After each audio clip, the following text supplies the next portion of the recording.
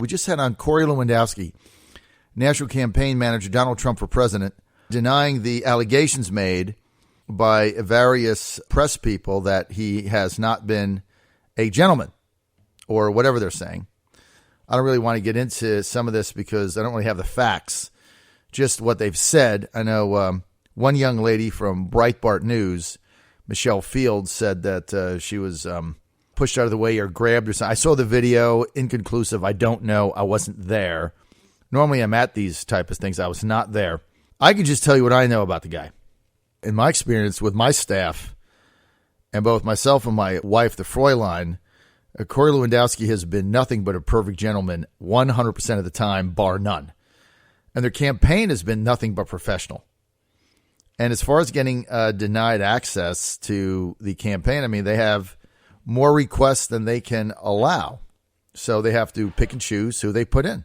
Look, I don't always get chosen, right? I wanted to go to Florida. They couldn't accommodate me, and I think they think I've given them pretty good coverage. So I got denied there. But I wanted to go to Florida for Tuesday night for this campaign, and I applied for credentials a week ahead of time, something like that. Between last Tuesday and this Tuesday, maybe around Wednesday, we applied, and we got turned down. It was just not enough room, and I'm not big enough. And I understood. I didn't complain or say, "Oh, I've been denied." I'm just, I get it. They can only accommodate so many people, and they got Secret Service and sweeps. Everything else I've applied to, I've been granted access. But look, I've been at 6 rallies. I broadcast 3 or 4 of them, I don't remember, live over the radio. I've been to 5 or 6 debates: Cleveland, Los Angeles, Reagan Center, Charleston, Milwaukee. So I've been a bunch of these debates. And, look, the bottom line is, after the debate, Kasich will come out to the spin room, what they call it, media access, and his campaign manager come out, and there's maybe 3 people there. Remember, 5 people there. Trump comes out, there's 150. And he's got to walk down the line with the Secret Service. Now, I've been there before and after he had Secret Service. I mean, there's 150 people. Kasich's got 5. Rubio's got 10. Christie had 3. He's got 150. I mean, it's tough to get access. And they do the best they can. Hope Hicks, their communications director, and Corey, they do the best they can. Corey always makes himself available for questions. Every time that I've been there, he's been available. You ask him, he answers. So when they're moving down the line and there's 150 people, you got to understand how this works, okay? Trump is moving down the line. You're a reporter or a broadcaster like me. You want to ask a question. You want to get a picture. You want to get him on tape. You want to get that microphone or recorder there so you have something to play the next day. You want to get a quote. You're competing with 150 people all trying to elbow their way in. This is not exactly crowd control. All right. This is not an orderly fashion. And a lot of these people, of these reporters, they elbow their way in, and you got to be aggressive. I mean, I was there in New Hampshire when he made his victory speech. I mean, that place was packed, and you're trying to position yourself in the press line to get access, and you get pushed around. And it's nothing bad. It's just that's the number of people that Trump gets. And so I know myself, when I've been in these lines, you try to out-strategize other people and figure out where Trump will move, and you try to put yourself in that spot so you can ask a question and get a quotation, and so I can play it the next day. I don't always get that. I mean, sometimes I'm in the back of the line, or I'm 8 deep. But you got to remember, you got 150 people, 15 feet spread across, 9 deep, with big cameras, big stuff they got. I've just got a little microphone. A lot of other people just have a pad and the pen. I mean, you're going to get jostled about.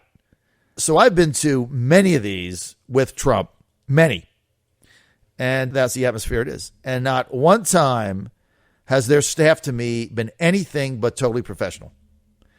And Corey, their campaign manager, totally professional with both myself, my wife, anybody else has been there with me that happened to be there with me, whether it be Curtis Ellis in New Hampshire or anybody else. So reading some of the stuff, it's not what it seems. I've been there. I can corroborate what happens.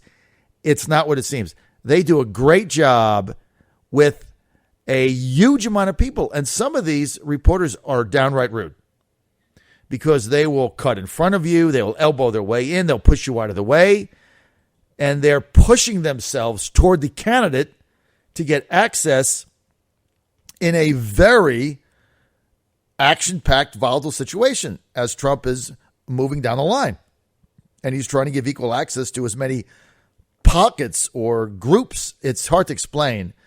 But just imagine you got 150 people spread over 15 feet, 10 deep. Okay? It's not easy. And some people that are taller, well, they get better pictures. I mean, it's just the way it works. All I can say is Corey Lewandowski has been a perfect gentleman to me, my staff, and my wife at all times, 100% down the line without question. So I don't know who got denied, but I got denied the other day. And so I'm not writing articles about being denied. I get it. I mean, did I come out with a big blog and say, oh, I've been denied access to the Trump campaign in Florida? No, because every other time I've been given access. And they said, denied, not enough space. And I said, thank you very much. I'll try again next time. What's the big deal? This is not a big deal. And I tell you what, when you've got opposition reporters, because this is really what this is from Politico, opposition reporters doing opposition research on a staff member and trying to dredge up things that happened in prior jobs and some shouting match with some employee in the hallway. I mean, give me a break. This guy is running a national campaign that nobody gave a chance except me in April. And when I said Trump was going to win, people like John Whitbeck and Pete Snyder and everybody else, Liz Peek, all the other people I have on, came on my show and made fun of me. Now, I get made fun of a lot, so I understand it. But they all made fun of me when I said in April he was going to win. So I don't really understand. I mean, I could be mad and say, look, I got denied access to Florida. They didn't have the space last night for somebody from Virginia. So they had to make cold, calculating decisions. And they're in Florida. I'm in Virginia. Yeah, I have some audience nationally over the internet. But they had so many slots, and I simply didn't fit that. Coupled with the fact I've been granted access in every other situation. So they have to make decisions. They have room for so many people. You don't take this stuff personally. Let me say again, I've been at probably, I'd have to count on my hand since this campaign started, probably 15 high-powered Trump press events, whether it's rallies, victory speeches in New Hampshire and Iowa, or second in Iowa, debates. I've been to a lot. So I have as much experience at these as anybody in America.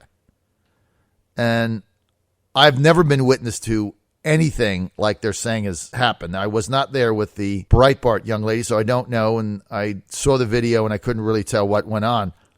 What I can say for the 15 times I've been there, that campaign has acted in the utmost professional manner. And Corey Lewandowski personally has been a perfect gentleman to myself, my wife, and my staff at all times. This is the John Fredericks Radio Network.